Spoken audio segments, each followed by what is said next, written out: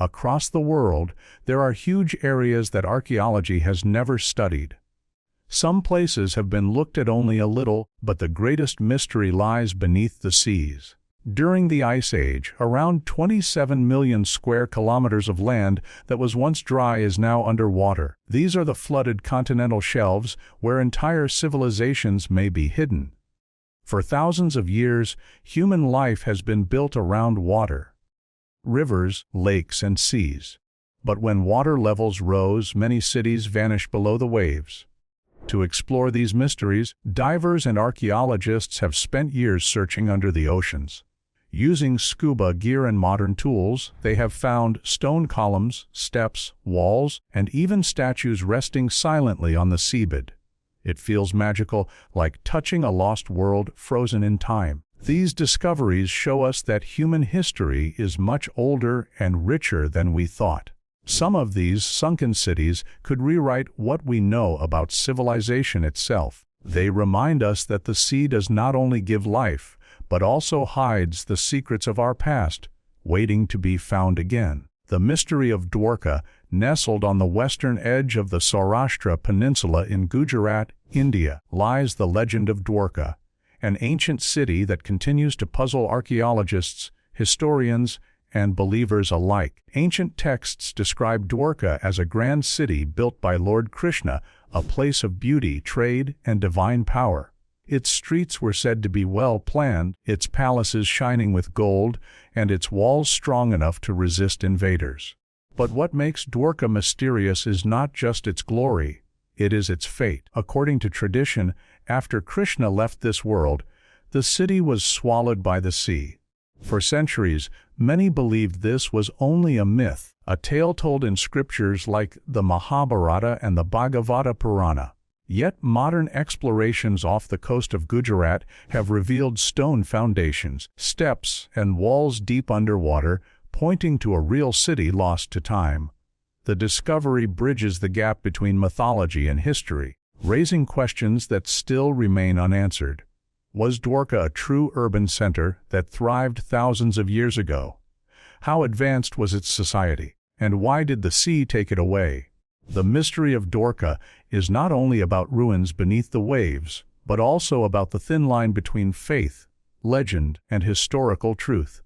Gujarat's sunken city off the coast of Gujarat, divers and archaeologists have uncovered one of India's greatest historical puzzles, the submerged city of Dwarka.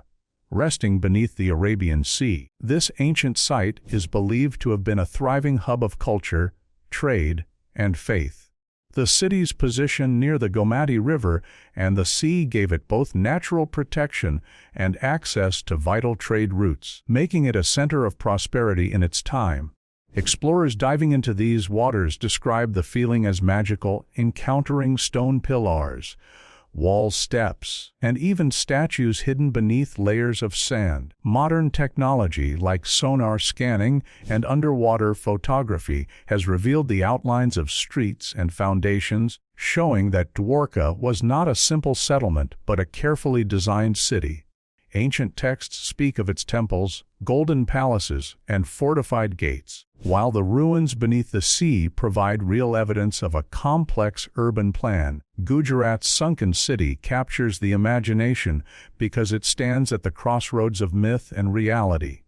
Was this the same Dwarka built by Lord Krishna, as described in sacred texts, or a forgotten city of another age? The discovery makes Dwarka more than a legend. It becomes a bridge between India's spiritual heritage and its hidden history. Life near the river and sea, the ancient city of Dwarka owed much of its strength and prosperity to its location. Built near the meeting point of the Gomati River and the Arabian Sea, it was both beautiful and practical. The river acted as a lifeline, supplying fresh water for the people while also connecting the city to inland regions.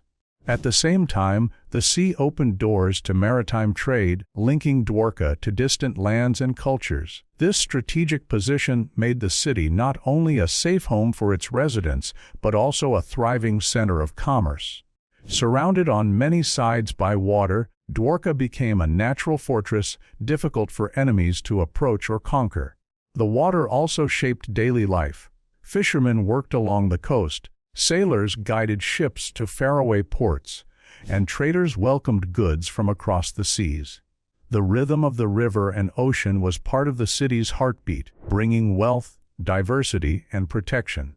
Ancient texts describe Dwarka as a place where people lived in harmony with nature, building their homes, markets, and temples alongside the water that sustained them. Life near the river and sea was more than survival. It was a foundation for greatness. A natural fortress of water, Dwarka's greatest defense was not only its strong walls but also its geography. Surrounded by water on nearly all sides, the city stood like a fortress rising from the sea. Positioned as a peninsula or perhaps even a cluster of islands, Dwarka used nature as its shield. Invading armies would have found it difficult to approach, as the waters acted as a natural barrier, slowing their advance and leaving them vulnerable. The Gomati River added another layer of protection, cutting through the land and strengthening the city's defenses. Ancient builders understood this advantage well and combined it with careful planning. Fortified gates, watchtowers, and strong stone walls. The result was a city that blended natural geography with human engineering. This mix of nature and design made Dwarka more secure than many inland settlements of its time. But the waters that protected it also remind us of the city's fate, as centuries later the same sea would rise to cover its streets and temples. In its glory days, however, Dwarka was more than a city. It was a fortress of water, a symbol of safety, prosperity, and ingenuity, proving that its builders were as strategic as they were visionary. Ancient cities and rising seas throughout history, human civilization has always been tied to water. Rivers, lakes, and seas gave food, transport, and trade, so people built their greatest cities near them. Yet water has never been fully kind. When sea levels rose, many of these settlements were lost. Dwarka is one striking example, but it is not alone. During the last ice age, vast stretches of land that humans once lived on were slowly swallowed by the oceans as the ice melted. Experts estimate that nearly 27 million square kilometers of once dry land now lies underwater. Entire cultures may have thrived there, only to disappear beneath the waves, leaving behind faint traces of their greatness. Archaeologists believe that some of the world's oldest and most advanced cities may still be hidden on these drowned coastlines. Rising seas did not just erase stone walls, they erased memories, stories, and ways of life. The ruins of Dwarka give us a glimpse of what may lie beyond, submerged worlds waiting to be discovered. The lesson is clear: as seas rise and fall, cities rise and fall with them, and human history is often written, lost, and rediscovered in the tides. Voices of the fishermen. When modern divers began searching for Dwarka beneath the sea, they were not alone in their quest. For generations, Tamil fishermen and local divers along India's coast had spoken of strange things beneath the waves. They told stories of stone walls, carved pillars, and steps deep underwater, things that did not belong to the sea.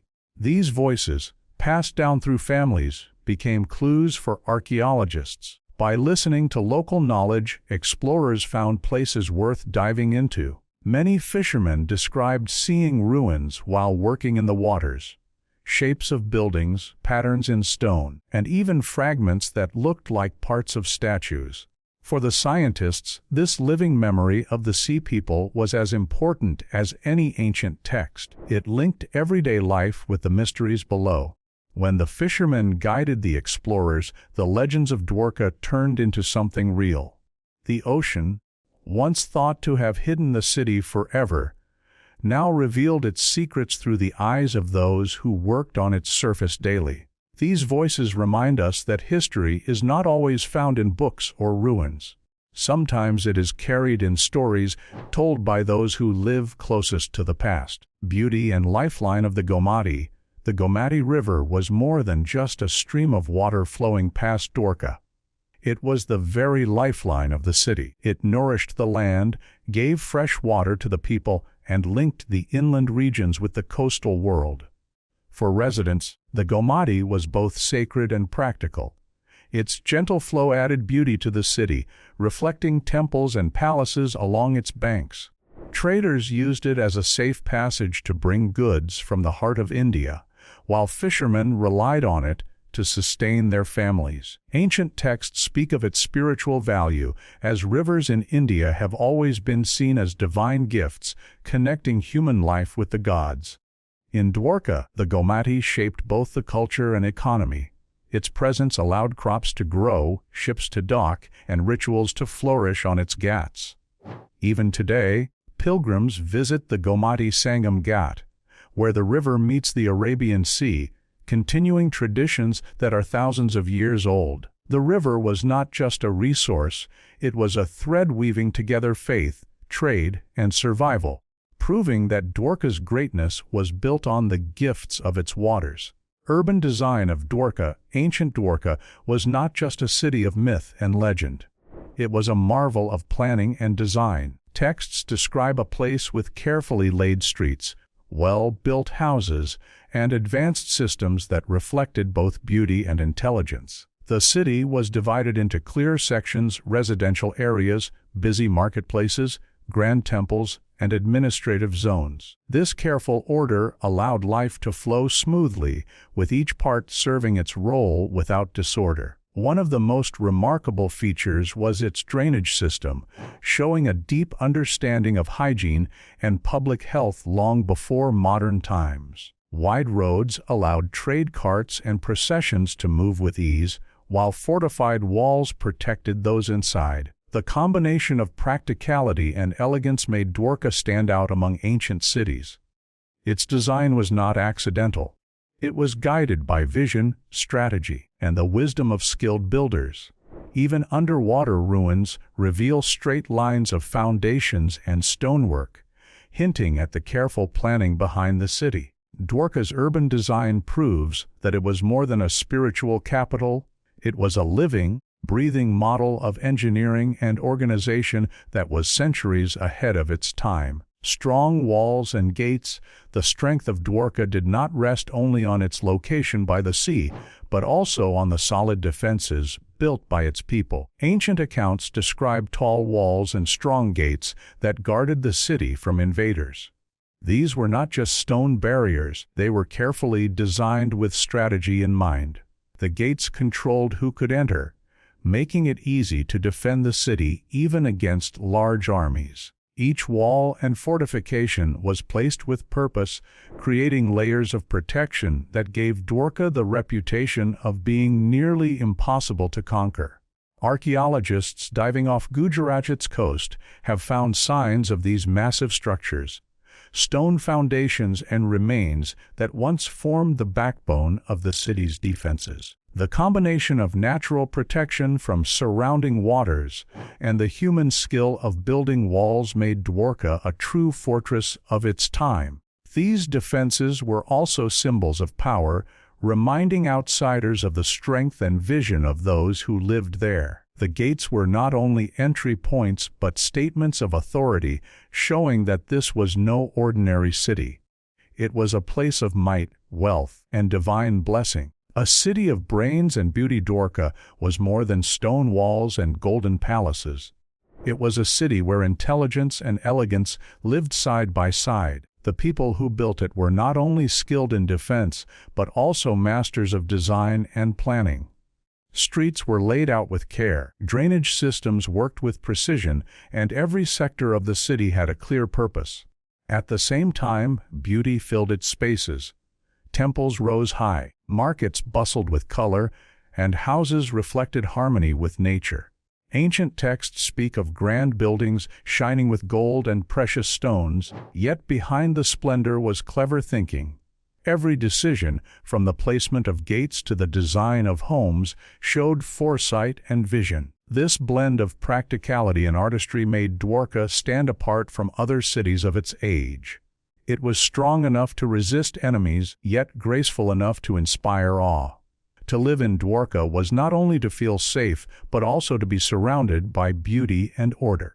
It was truly a city of brains and beauty, a rare union that made it one of the greatest marvels of the ancient world. Diving into the past, exploring Dwarka today, means venturing beneath the waves, where silence holds the secrets of a vanished world. Off the coast of Gujarat, divers descend into the Arabian Sea and find themselves face to face with the remains of a city once full of life.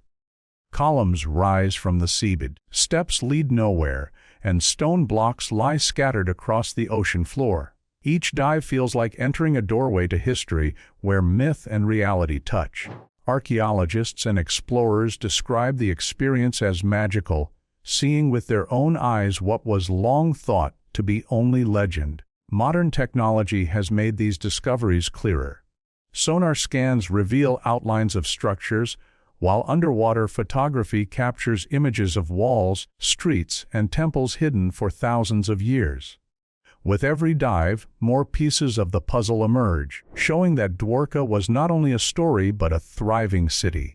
Yet many questions remain: how much of it still lies buried under sand, and what stories do these stones still hold?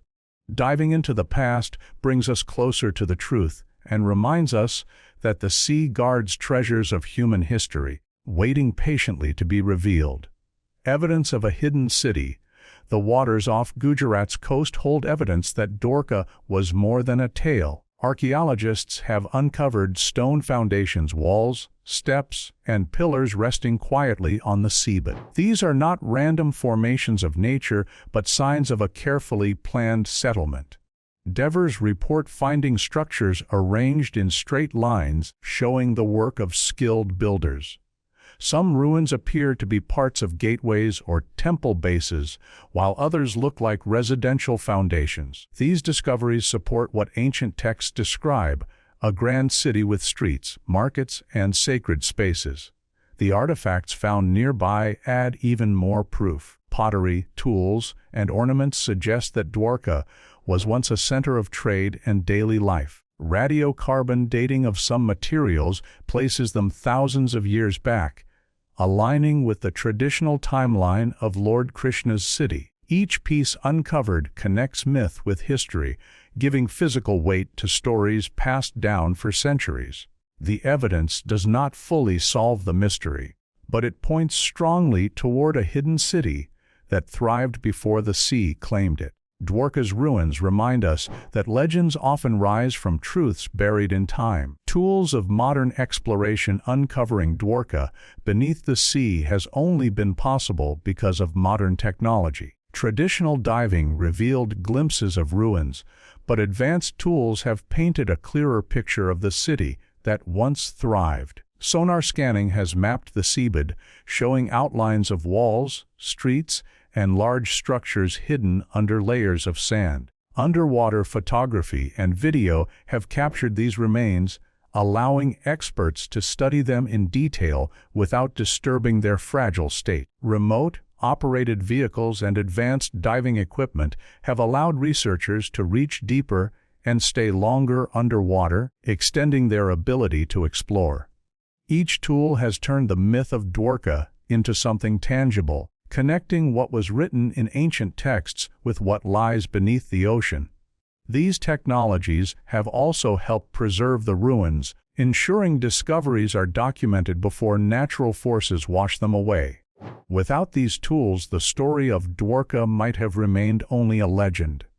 Now, science and faith meet at the ocean floor, showing that the sea hides not just mystery, but real evidence of a city that once stood tall. Modern exploration has made Dwarka's silent ruins speak again. Artifacts of trade and culture, beyond stone walls and pillars, Dwarka has revealed treasures that speak of daily life and prosperity.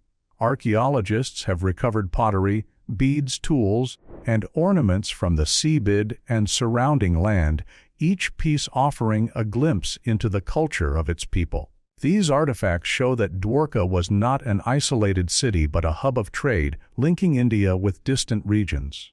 Different materials, some not native to Gujarat, suggest exchanges with other civilizations across the seas. The designs on pottery and ornaments reveal artistry and cultural richness, proving that Dwarka was alive with creativity as well as commerce.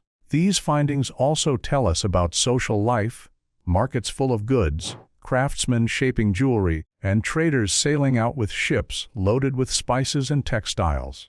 Every artifact becomes a voice from the past, speaking of a society that valued beauty, trade, and connection. Together they proved Dwarka was more than myth. It was a thriving, multicultural city where faith, art, and economy blended. These small objects, once ordinary, now stand as evidence of a vibrant civilization lost to the sea but not to history. Dating the ancient ruins, one of the greatest challenges in studying Dwarka is knowing how old the ruins truly are. For centuries, the city was known only through sacred texts like the Mahabharata and Bhagavata Purana, which link it to Lord Krishna. Many thought it was only legend, but with the discovery of underwater structures and artifacts, scientists turned to dating methods to find the truth. Radiocarbon dating of wood, pottery, and other remains has placed parts of the site as far back as the 2nd millennium BCE. This timeline aligns with traditional beliefs, suggesting that Dwarka could indeed have existed during the era described in Hindu scriptures. Some evidence even hints that the city may have stood earlier, long before it sank beneath the waves. Each test adds to the picture, showing that India's civilization stretches far deeper into time than once thought. The findings also challenge outdated theories, like the Aryan invasion idea, proving that advanced culture existed in India thousands of years ago. Dating the ruins does not answer every mystery, but it brings the story of Dwarka closer to history, making it one of the oldest known urban centers. Dwarka in myth and texts. For many, the story of Dwarka begins not with archaeology but with sacred texts. In the Mahabharata and the Bhagavata Purana, Dwarka is described as the shining city of Lord Krishna, built to protect his people from constant threats. The texts speak of golden palaces, wide streets, and mighty walls rising from the seashore. They tell of a city blessed by the gods, designed by Vishwakarma, the divine architect. Dwarka was more than a capital, it was a symbol of safety, prosperity, and divine presence. According to legend, Krishna led his people there after leaving Mathura, seeking a secure home guarded by the sea. These stories, passed down for thousands of years, gave Dwarka a spiritual glow long before its ruins were discovered underwater.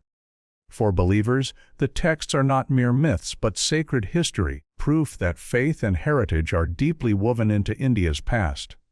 What is remarkable today is how archaeology has begun to echo these ancient words. The stones beneath the sea align with the verses written in Scripture, blurring the line between legend and reality. Dwarka in myth and texts remains a timeless bridge between devotion and discovery. Krishna's sacred city Dwarka is remembered above all as the sacred city of Lord Krishna, one of the most beloved figures in Hinduism. According to tradition, Krishna chose this site after leaving Mathura, seeking a safe place for his people who faced endless attacks.